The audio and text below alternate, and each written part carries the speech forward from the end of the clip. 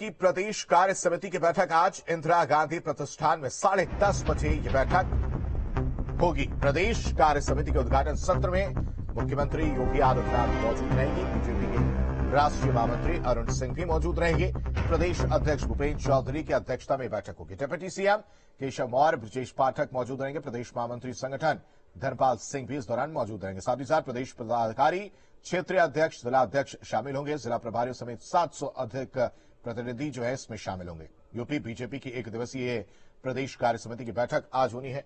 लखनऊ में बैठक होगी। प्रदेश कार्य समिति के उद्घाटन सत्र में मुख्यमंत्री योगी आदित्यनाथ और राष्ट्रीय महामंत्री अरुण सिंह शामिल होंगे। सुबह 10:30 बजे कार्यकारिणी की बैठक शुरू होगी। बीजेपी के प्रदेश अध्यक्ष भूपेन्द्र सिंह चौधरी की अध्यक्षता में यह बैठक रहेगी।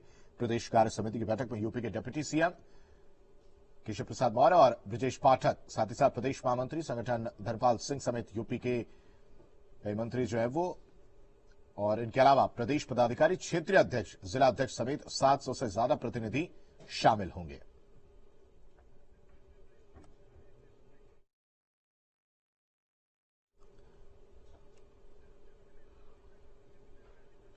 वहीं बीजेपी नेता बहुगुणा जोशी ने आज की कार्यकारिणी की बैठक के बारे में जानकारी दी है। उन्होंने कहा कि चुनाव की तैयारियों को लेकर यह बैठक की जा रही है और अब हर तरीके से हम लोग तैयार हैं। इस वर्ष में जो विभिन्न प्रदेशों में चुनाव हो रहे हैं उनकी चर्चा वहां हुई और हम 2024 की तैयारी में हम लोग भी लगे हैं। हमारे स्थानीय निकाय के भी चुनाव हैं और कार्यकारिणी तो हर साल एक बार होती भी है।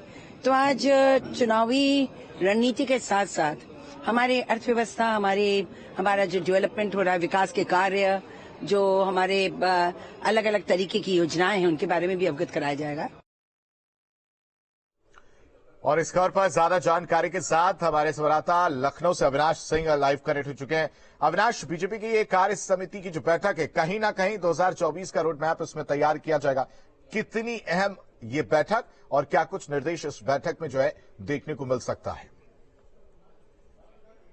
बिल्कुल, देखिए अब से थोड़ी देर बाद ये बैठक शुरू होने वाली है। सबसे पहले आपको तस्वीर दिखा दूं कि जो तमाम कार्यकारिणी के मेंबर्स हैं वो यहाँ इस वक्त बैठक में आ चुके हैं। और देखा जाए तो ये बैठक इसलिए भी महत्वपूर्ण मानी जा रही है क्योंकि आने वाले समय में उत्तर प्रदेश में निकाय चुनाव होना है, लोकसभा का चुनाव होना है। और देखिए तकरीबन थोड़ी ही देर बाद जो सीएम है वो इस बैठक का जो उद्घाटन है वो करेंगे। और चूंकि अलग अलग सेशंस हैं, इसमें कई प्रस्ताव लाए जाने हैं। और देखिए सबसे महत्वपूर्ण बात यह है कि हाल ही में बीजेपी की जो राष्ट्रीय कार्यकारिणी की बैठक थी वो संपन्न हुई है। इस वक्त मेरे साथ राकेश त्रिपाठी जो कि बीजेपी के प्रवक्ता हैं वो मौजूद है।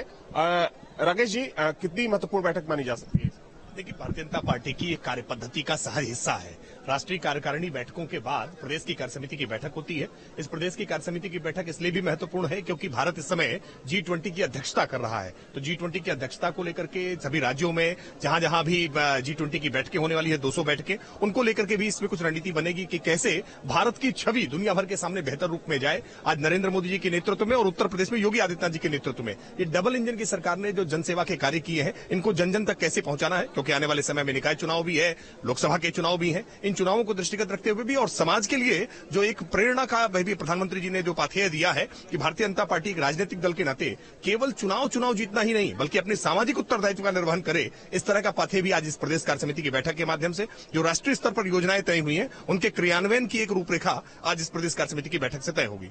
तो आपने सुना राकेश त्रिपाठी को जो बता रहे थे कि ये बैठक कितनी महत्वपूर्ण है। एक बार फिर से आपको तस्वीर दिखा दूं कि जो तमाम पार्टी के जो कार्यकारिणी के जो मेंबर्स हैं वो यहाँ इस वक्त पहुंच चुके हैं। और चूंकि देखा जाए तो थोड़ी ही देर बाद ये बैठक शुरू होने वाली है। दरअसल इस बैठक में एक तरफ जो प्रदेश स्तर के नेता शामिल होंगे तो वहीं जो राष्ट्रीय स्तर के नेता हैं वो भी शामिल होंगे। हालांकि बैठक में सीएम के साथ साथ जो दोनों डिप्टी सीएम रहेंगे वो भी मौजूद रहेंगे, जो प्रदेश अध्यक्ष मौजूद रहेंगे और साथ में संगठन के जो महामंत्री हैं धर्मपाल वो मौजूद रहेंगे। देखा जाए तो इस बैठक में चूंकि राजनीतिक प्रस्ताव तो लाए ही जाएंगे, लेकिन साथ में जो पार्टी के तमाम एजेंडे होंगे, जो पार्टी के तमाम कार्यक्रम, आगामी जो अभियान है उनको लेकर भी इस बैठक में चर्चा होगी किस तरीके से। बिल्कुल अविनाश, आपके साथ अगर राकेश त्रिपाठी हैं अविनाश, तो जरा उनसे पूछिएगा कि बीजेपी ने जहां पूर्वांचल से मिशन 2024 की शुरुआत की है तो वहीं कांग्रेस भी जो है हाथ से हाथ जोड़ो यात्रा शुरू करने जा रही, तो क्या इस बैठक में इन दो चीजों पर बातचीत की जाएगी? क्या प्लानिंग रहने वाली है? क्योंकि एक तरफ मिशन पूर्वांचल तो दूसरी तरफ कांग्रेस का हाथ से हाथ जोड़ो यात्रा है।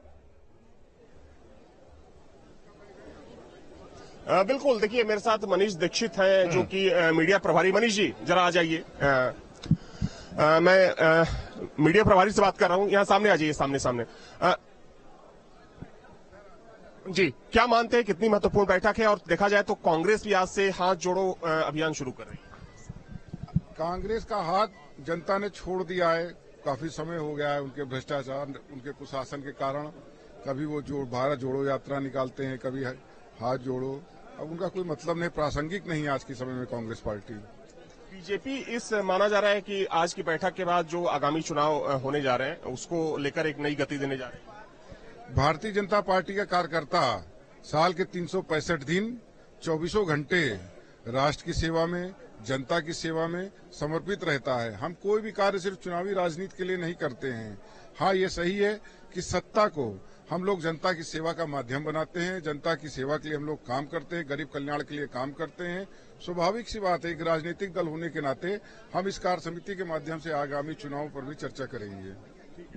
तो मेरे साथ मौजूद थे मनीष दीक्षित जो कि बीजेपी के मीडिया प्रभारी हैं। बता रहे थे कि किस तरीके से भारतीय जनता पार्टी अपने कार्यकर्ताओं में जोश फूंकने की कोशिश कर रही है। हालांकि देखा जाए तो भाजपा की जो प्लानिंग होती है कि हमेशा तैयार रहती है चुनावों के लिए। और वैसे में अगर हम उत्तर प्रदेश की बात करें तो यूपी सबसे बड़ा सूबा है, सबसे ज्यादा लोकसभा की सीटें आती है। और जाहिर सी बात है कि आगामी लोकसभा चुनाव में किस तरीके से भाजपा अपनी जीत को लेकर जो एक पूरी प्लानिंग है उसको सुनिश्चित करे, तो उस लिहाज से भी आज की बैठक काफी महत्वपूर्ण। बिल्कुल अविनाश, आप प्लानिंग की बात करें तो प्लानिंग में ये चीज भी जरूर इंक्लूड करना चाहिए कि समाजवादी पार्टी के जो मुखिया अखिलेश यादव वो भी प्रदेश की 80 लोकसभा सीटों का दौरा जो है शुरू कर सकते हैं। ऐसे में बीजेपी की क्या प्लानिंग रहने वाली है समाजवादी पार्टी को बैकफुट पे रखने के लिए?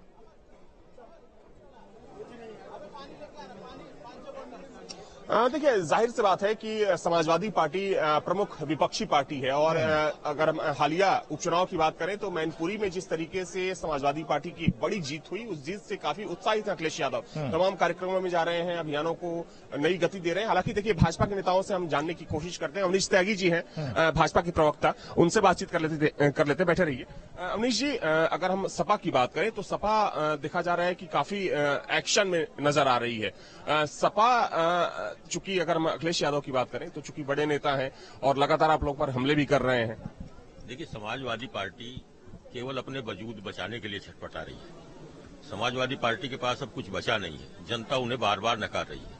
आजमगढ़ और रामपुर जैसे जो उनके गढ़ माने जाते थे, वहां समाजवादी पार्टी अपना वजूद खो रही है। तो समाजवादी पार्टी अपना कुनबा बचाने के लिए, अपना वजूद बचाने के लिए छटपटा रही है। समाजवादी पार्टी अब जनता के बीच नहीं है। जनता के बीच भारतीय जनता पार्टी का कार्यकर्ता है, 24 घंटे रहता है, 7 दिन रहता है, 12 महीने आपदा और संकट के समय भी जनता के बीच रहता है, जनता के मन की जानता है। और जनता की अपेक्षाओं को पूरा करने में भारतीय जनता पार्टी की डबल इंजन सरकार खरी उतरती है।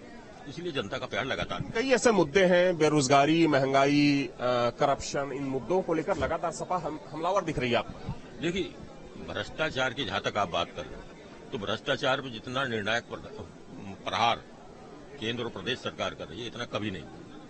इसी की वजह है कि आज विपक्षियों में छटपटाहट है। वो घबरा रहे हैं। वो कहते हैं कि सीबीआई का, ईडी का दुरुपयोग हो रहा है। दुरुपयोग नहीं है, ये सदुपयोग हो रहा है।